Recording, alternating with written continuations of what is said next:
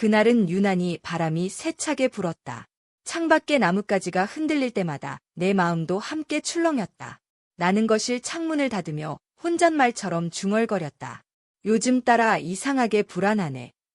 딸, 유나의 결혼 생활이 삐걱거린다는 걸 알게 된 건 몇 달 전이었다. 그 아이는 원래 속마음을 잘 드러내지 않았지만 최근에는 전화 속 목소리가 유난히 차분했고 표정엔 어딘가 모를 어둠이 드리워져 있었다. 엄마, 그냥 좀 피곤해. 회사 일도 많고. 늘 그렇게 둘러댔지만 나는 엄마니까 느낄 수 있었다. 무언가 무너지고 있다는 것을. 그래서 어느 날 용기를 내어 말했다. 유나야, 혹시 민석 씨랑 무슨 일 있어? 요즘 내 얼굴에서 웃음이 사라진 것 같아. 유나는 놀란 눈으로 나를 바라보다 이내 눈을 돌렸다. 엄마, 그냥 우리 사이가 좀 멀어졌어. 말도 잘 안 하게 되고 같이 있어도 혼자인 기분이야. 그 말이 내 가슴을 세차게 두드렸다. 나는 결혼이라는 것이 얼마나 외롭고 어려운지 잘 안다. 남편과 나 역시 그렇게 멀어졌고 결국엔 혼자가 되었으니까. 그래서 나는 결심했다. 딸을 위해서라면 유나가 겪는 그 무너짐을 내가 막아내야 했다. 며칠 뒤 나는 조용히 민석에게 연락을 했다. 혹시 시간 괜찮으면 따로 만나 얘기할 수 있을까? 부담 주고 싶진 않은데 나도 마음이 너무 불안해서. 그는 잠시 뜸을 들인 뒤 짧게 답했다. 네, 어머니, 저도 드릴 말씀이 있어요. 우리는 작은 카페에서 마주 앉았다. 나는 그를 오랜만에 가까이서 보았다.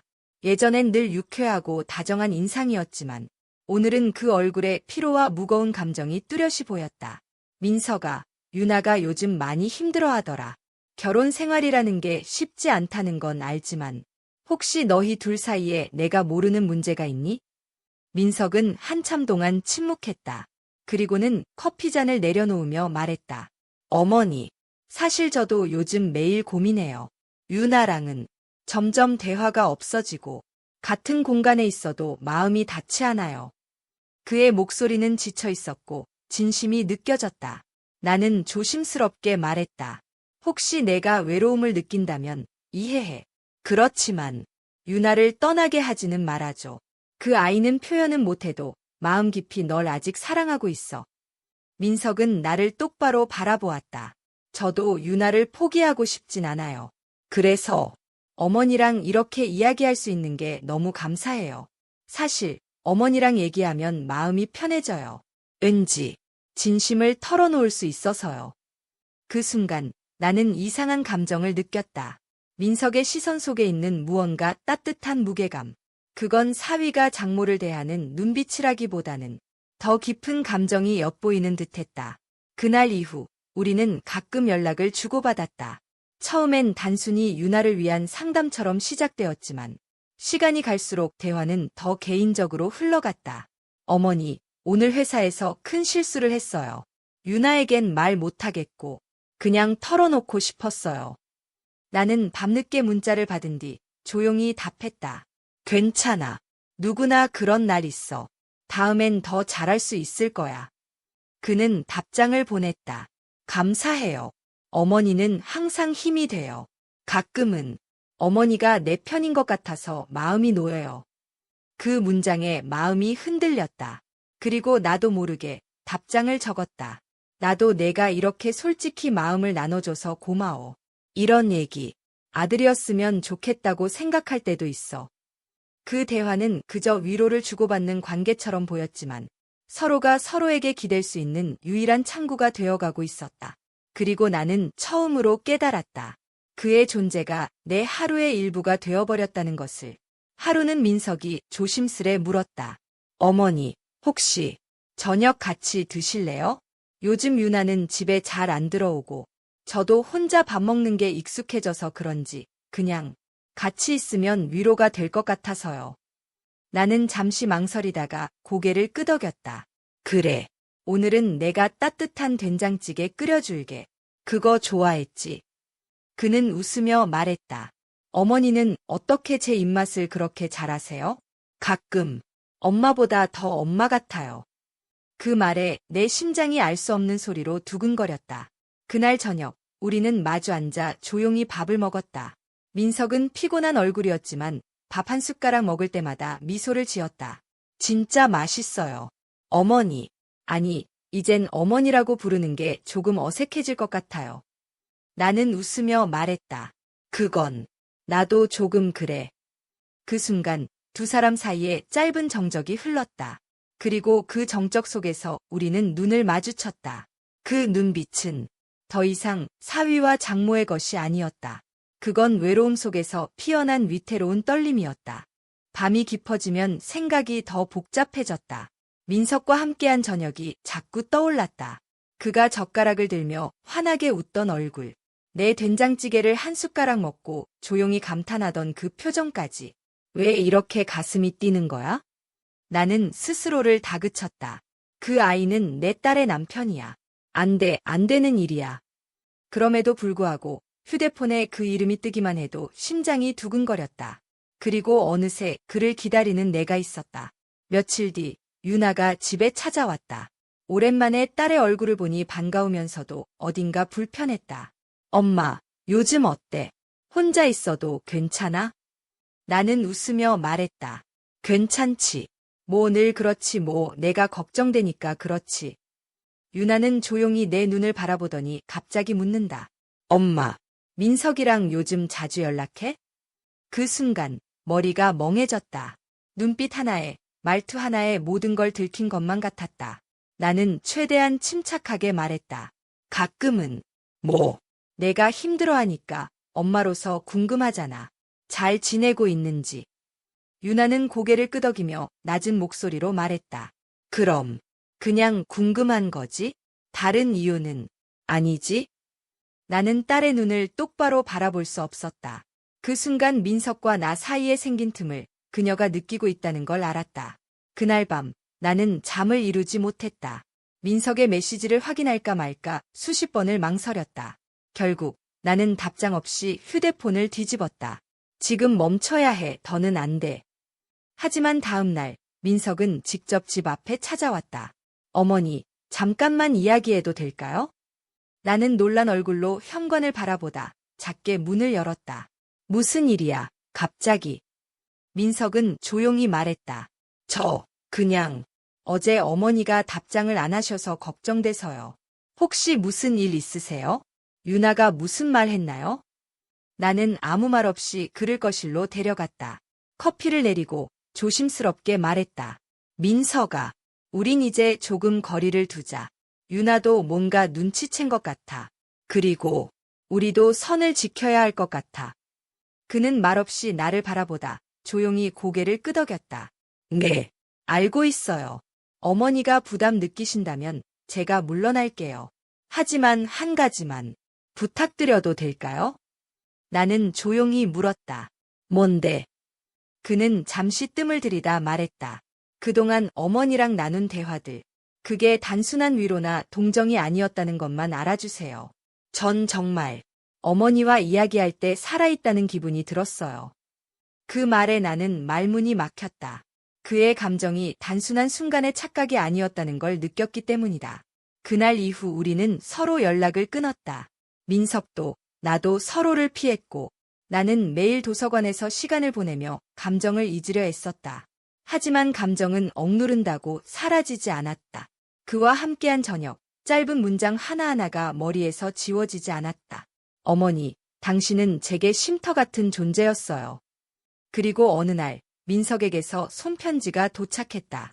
윤정 어머니, 조심스럽게 편지를 씁니다. 한동안 연락을 끊고 지냈지만 하루도 당신을 생각하지 않은 날이 없었습니다. 사위로서, 가족으로서, 아니, 한 사람으로서 당신을 마음에 품게 된 제 자신이 두렵기도 했습니다. 하지만 그 감정이 거짓이 아님을 스스로에게 증명하고 싶었습니다. 이젠 어머니가 아니라 윤정이라는 한 사람으로 당신을 마주보고 싶습니다. 만약 그럴 수 없다면 그리워하는 마음만이라도 갖고 살아가겠습니다. 나는 편지를 가슴에 안고 한참을 울었다. 그 감정이 진심이라는 걸 알면서도 딸을 생각하면 도무지 용기를 낼 수가 없었다.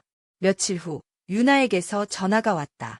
엄마, 나 민석이랑 이혼했어.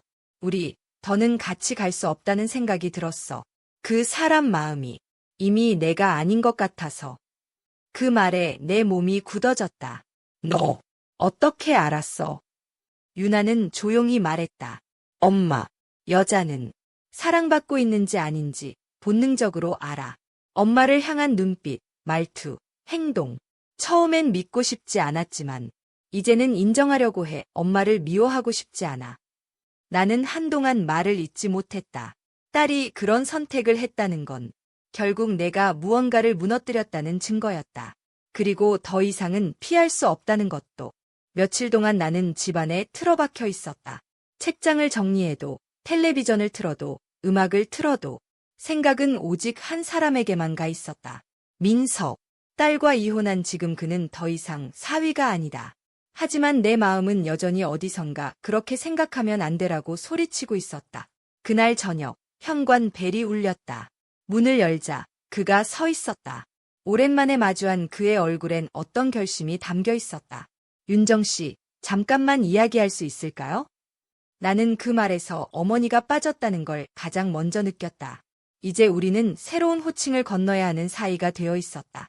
우리는 거실에 마주 앉았다. 민석은 조심스레 입을 열었다.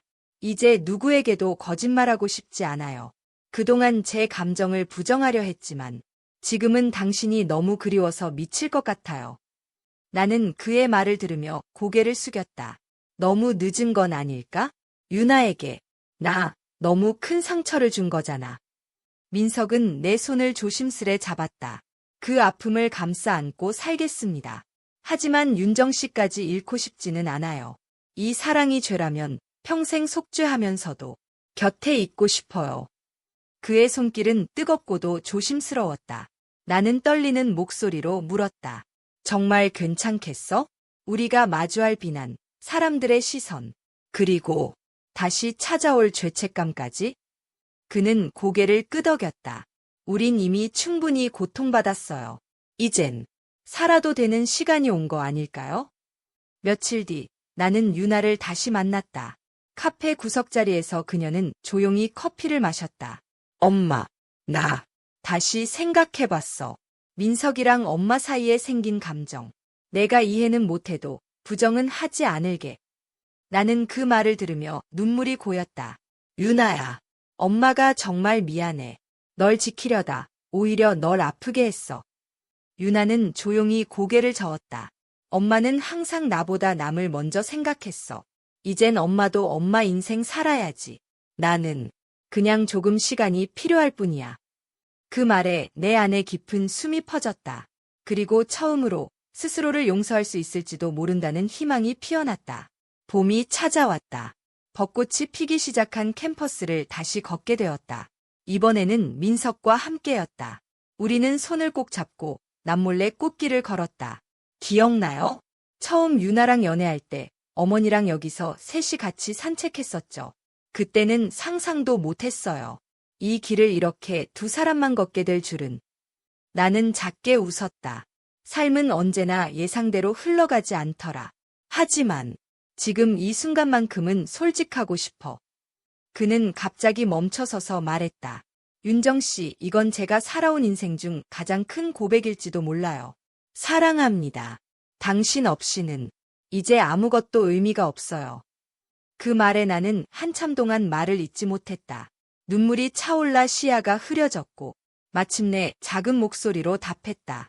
나도 다시는 사랑이 내게 찾아올 거라 생각하지 못했어. 하지만 널 만나고 이 모든 봄이 다시 시작됐어. 사람들의 시선은 여전히 우리를 향해 있었다. 동네에서 수군거림도 있었고 일부 친구들은 연락을 끊었다. 하지만 그럴수록 우리는 서로에게 더 집중했다. 민석은 내 하루에 스며들었다. 그는 아침에 내가 좋아하는 국을 끓였고 밤이면 내 연구 과제를 도와주었다. 어느 날 그는 조용히 물었다. 윤정 씨, 우리 같이 여행 갈래요? 사람들 눈 피하지 말고 당당히 함께 나서보고 싶어요. 나는 그 제안에 잠시 망설였지만 이내 고개를 끄덕였다. 그래, 이제는 도망치지 않을래. 너랑 함께 있는 이 시간 더는 감추고 싶지 않아. 여행지의 바다는 맑았고 파도 소리는 우리 대화를 덮어주었다. 나는 바다를 바라보며 그에게 말했다. 혹시 우리 잘못된 방향으로 가고 있는 건 아닐까? 이 행복이 누군가의 고통 위에 쌓여진 건 아닐까?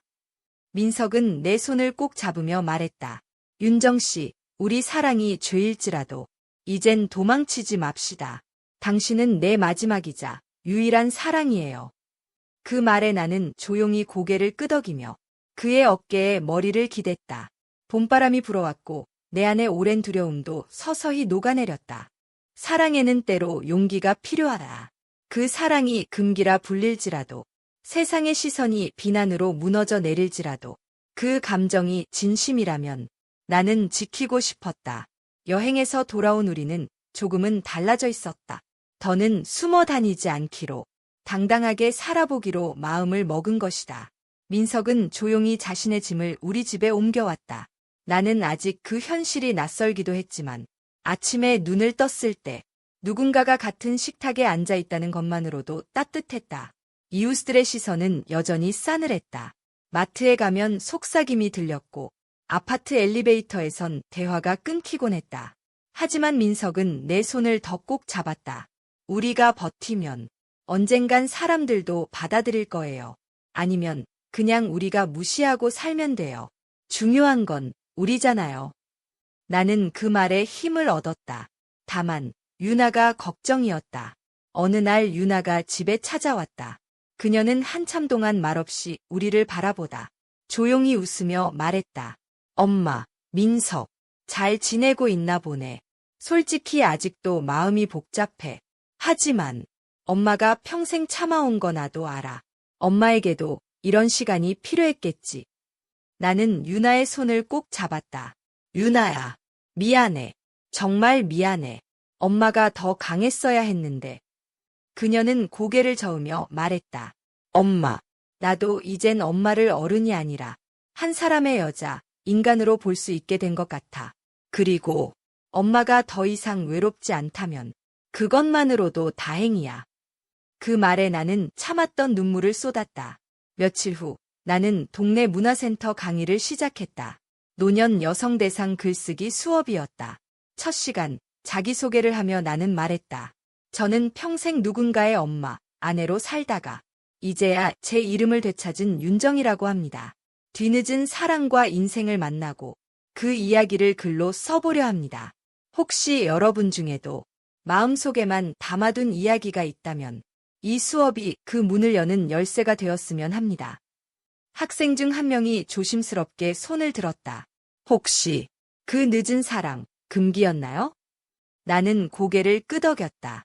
그럴지도 몰라요. 하지만 저는 그 감정을 숨기고 사는 것보다 용기 내는 삶을 택하고 싶었어요. 그게 누군가에겐 상처였더라도 진심으로 살아가는 것이 제게 필요했으니까요. 강의실은 잠시 조용해졌고 누군가 조용히 박수를 시작했다. 민석은 요즘 작은 출판사를 준비하고 있다. 내가 쓴 글을 책으로 만들어 보자며 스스로 디자인하고 편집을 공부하고 있다. 밤이면 거실에 앉아 나란히 글을 고친다. 여기 문장 조금 더 감정이 담기면 좋을 것 같아요. 그리고 이 부분은 너무 조심스러워 보여요. 당신의 진심을 더 솔직하게 보여줘요. 그 말에 나는 웃으며 말했다. 당신 덕분에 나도 내 인생을 더 깊이 들여다보게 됐어. 그리고 나 스스로를 용서하게 됐어. 민석은 조용히 말했다. 윤정 씨, 이 사랑이 세상 누구에게도 환영받지 못하더라도 난 당신 옆에서 끝까지 함께할게요. 그게 나의 삶이고 내 선택이에요. 나는 그의 손을 잡으며 속삭였다. 우리가 이렇게 늦게 만났다는 건 오히려 다행이야. 이제는 서로를 놓치지 않게 더 단단하니까. 봄이 끝나고 여름이 다가왔다. 우리 가족은 함께 바다로 짧은 여행을 떠났다. 놀랍게도 유나도 함께였다. 그녀는 해변에 앉아 조용히 말했다. 처음엔 엄마를 용서할 수 없을 줄 알았어. 하지만 시간이 지나면서 깨달았어. 사랑은 누구에게나 찾아올 수 있는 거고 엄마도 그럴 자격이 있다는 걸. 나는 유나의 어깨에 손을 올리며 말했다. 고마워. 엄마가 이기적일지도 모르지만 이 선택을 후회하지 않아. 그날 저녁 우리는 셋이 함께 모래사장을 걸었다. 바다는 조용했고 하늘은 붉게 물들고 있었다. 민석이 조용히 말했다. 당신과의 인생이 이제야 비로소 시작된 것 같아요. 나는 그의 손을 꼭 잡으며 대답했다. 그리고 그 인생을 나는 누구보다 진심으로 살아갈 거야. 당신이 옆에 있다면